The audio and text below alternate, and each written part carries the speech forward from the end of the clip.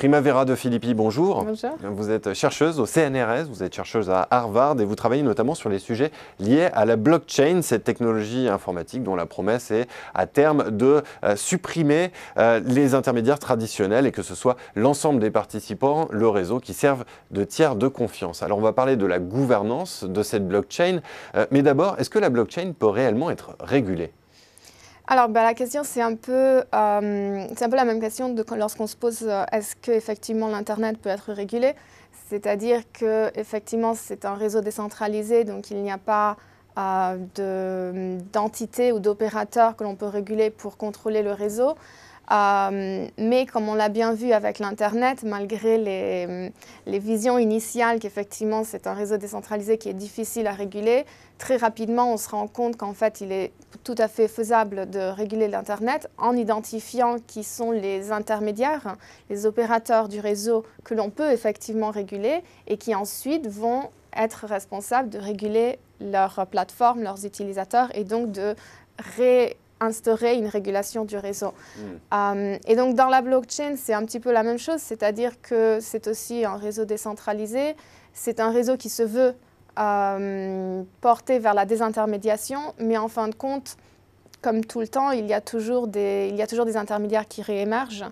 Et donc aujourd'hui, la question, effectivement, lorsqu'on essaie de comprendre comment réguler la blockchain, c'est d'identifier en fait qui sont ces intermédiaires, quels sont ces opérateurs qui gèrent en tout cas une partie du réseau et d'aller donc identifier comment est-ce qu'on peut imposer des règles, réguler ces opérateurs pour ensuite indirectement aller réguler la blockchain. De quoi parle-t-on lorsqu'on parle de gouvernance de la blockchain ? Alors, tout d'abord, en fait, il faut identifier la différente couche de gouvernance dont l'on parle.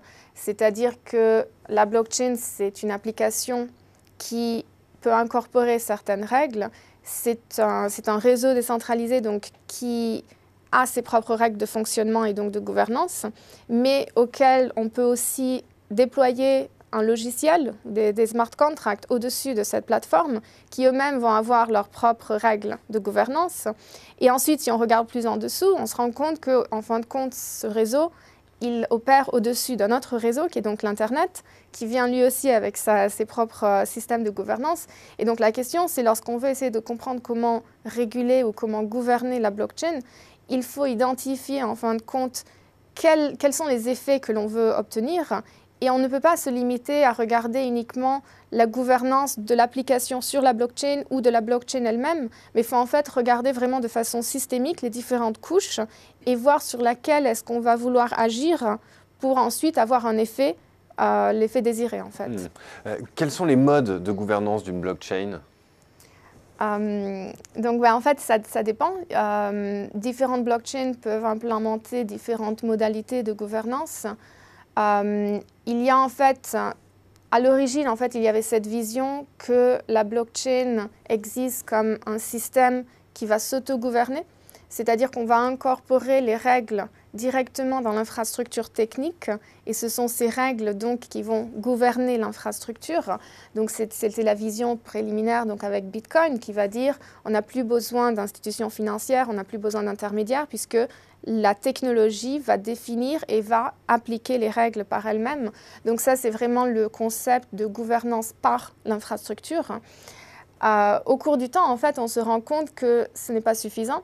Notamment, on l'a remarqué avec Bitcoin, on le remarque aujourd'hui avec Ethereum et avec les autres blockchains, c'est-à-dire que les règles qu'on va incorporer dans cette infrastructure, il y a toujours un moment où elles sont limitées. Tout simplement parce que soit les conditions extérieures changent, soit parce qu'on se rend compte qu'il y avait des choses que l'on n'avait pas envisagées à l'avance. Et donc, au-delà ou en complément de la notion de la gouvernance par l'infrastructure, il y a ce concept de gouvernance de l'infrastructure, c'est-à-dire quelles sont les institutions ou quelles sont les communautés, ou enfin quels sont les acteurs qui vont définir quelles sont les règles de gouvernance que l'on va incorporer au sein de la technologie. Et en fait, c'est ces deux éléments, ces deux modalités de gouvernance qui vont interagir les uns avec les autres. Et bien qu'au début, la plupart des applications se concentraient vraiment sur la question de la gouvernance par l'infrastructure, aujourd'hui, il y a beaucoup de discussions justement pour essayer de comprendre quelle typologie de gouvernance de cette infrastructure on va pouvoir implémenter pour s'assurer que la gouvernance par l'infrastructure fonctionne correctement. Quels sont actuellement les principaux problèmes de gouvernance rencontrés par les blockchains ? Notamment, on s'en rend compte avec Bitcoin, avec la question de comment est-ce que ce réseau va réussir à rentrer à l'échelle. Donc, quelles sont les modifications techniques qu'on doit faire au protocole de façon à permettre un nombre supérieur de transactions qui puissent être réalisées. Donc, aujourd'hui, le réseau est vraiment, il y a une congestion du réseau.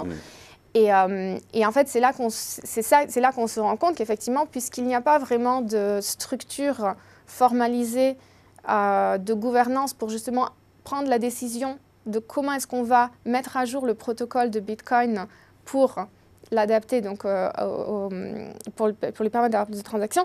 Donc il y a cette question et en fin de compte, on se rend compte qu'il y a différentes personnes qui ont des opinions différentes sur quelle est la meilleure solution. Et puisqu'il n'y a pas cette espèce d'institution centralisée qui va décider, il y a en fait il y a des forks qui se créent, qui en fait sont des expérimentations, qui proposent une solution plutôt qu'une autre. Évidemment, le risque, c'est que il peut peut-être y avoir 2 ou 3 forks, mais il y a un moment où s'il y a trop de forks, tout simplement, le réseau n'a plus aucune valeur. Donc, le problème actuel, c'est justement d'identifier, et par exemple, Ethereum se préoccupe beaucoup de ces questions. Donc, quelle est cette formalisation d'une gouvernance autour de cette communauté qui permettrait de prendre des décisions de façon pas centralisée, mais tout en prenant compte en fait de tous les acteurs. Parce que c'est pareil avec Bitcoin, le problème c'est que les gens qui peuvent s'exprimer en fin de compte, c'est qui? C'est les mineurs. Qui en fin de compte ne sont pas une représentation des utilisateurs de Bitcoin. Donc ce n'est pas vraiment une modalité de gouvernance très démocratique. Et donc la question c'est comment est-ce qu'on peut avoir effectivement une gouvernance de l'infrastructure qui permette de prendre des décisions sur un réseau décentralisé qui prennent en compte en fait des opinions et des intérêts de tous les acteurs impliqués. Alors justement, comment est-ce qu'on peut résoudre ce problème? Est-ce que vous avez des pistes de réflexion? Alors, il y a plusieurs approches qui sont en train d'être explorées. Il y a une approche qui est vraiment d'essayer en fait d'incorporer au maximum toutes les décisions dans le protocole. C'est-à-dire que Bitcoin, par exemple, n'avait pas incorporé au sein de son système un mécanisme pour modifier le système. Et donc, il y a des nouvelles blockchains qui sont en train d'émerger, qui vont, donc par exemple, Tezos, c'était un exemple, Dfinity, etc. Donc, ce sont des blockchains qui incorporent au sein de leur protocole, donc au sein de la gouvernance par l'infrastructure, des systèmes qui permettraient de prendre des décisions sur comment modifier ce protocole.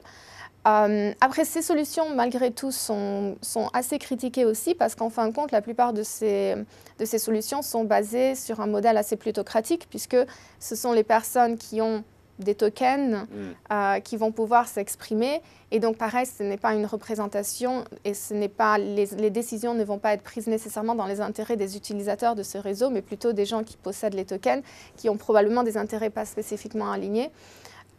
Pour moi, en fait, la grosse question, c'est plutôt comment est-ce qu'on fait à non pas tout ramener au sein de ce protocole et d'essayer de résoudre tout par la technique ou par des algorithmes, parce qu'en fin de compte, la gouvernance, c'est fait par les humains. C'est plus une question de prendre des compromis, quoi. Il faut identifier les intérêts des différents acteurs, comprendre qu'en fin de compte, on ne peut pas satisfaire tous en même temps. Et donc, il faut en fait avoir un discours beaucoup plus... une discussion, un débat pour essayer de comprendre comment trouver des compromis. Et pour moi, cela ne peut se faire qu'avec une gouvernance externe au protocole. On ne peut pas tout algorithmiser au sein d'une infrastructure parce que tout simplement, ça veut dire que le système, il va être bloqué par les règles qui ont été définies, même si ces règles peuvent être modifiées.